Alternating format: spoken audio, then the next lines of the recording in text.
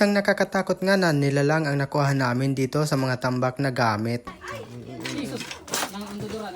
Kaya iwasan natin ang pagtambak ng ganitong mga gamit dahil malaki ang chance na paglunggaan talaga ito ng mga ahas. Ngayong araw nga ay may tumawag sa amin para magpa-search and rescue ng ahas dito sa kanilang bodega. Inilabas na nga namin isa-isa yung mga gamit dito para makasigurado kung may naglulunggaan na ba ditong ahas. Ganitong klaseng pagtambak nga ang dapat natin iwasan sa ating mga kabahayan dahil hindi natin maiiwasan na paglunggaan ito ng mga daga at yung mga daga naman ang paboritong pagkain ng mga ahas. Kaya napupunta sila sa ating mga kabahayan. Hindi pa nga namin tapos mailabas lahat ng gamit ay nakakita na kami ng ahas. At posibleng teritoryo niya na ito dahil nakakuha na dito ng pinagbalatan ng ahas.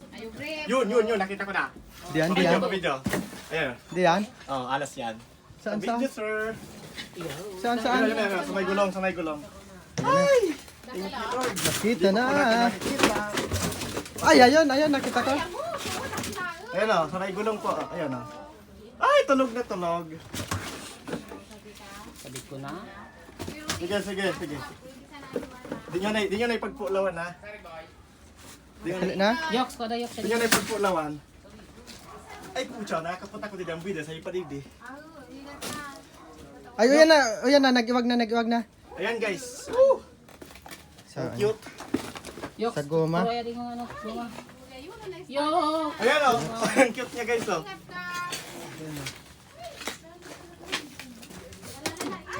Jesus. Nang dudura. Ayos ka. Kalma boss. Flashlight po. So ganun, kailangan mo muna siyang atras. anuhin yung Atras. Ay, shit! Muntik pa akong madisgrasya.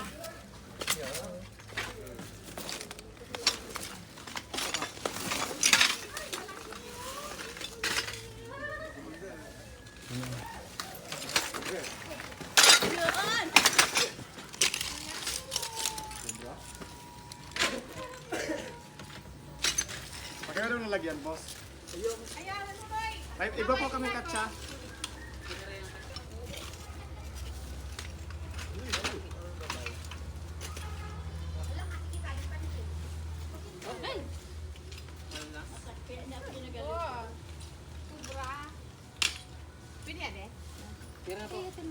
Ayun, sino butang na?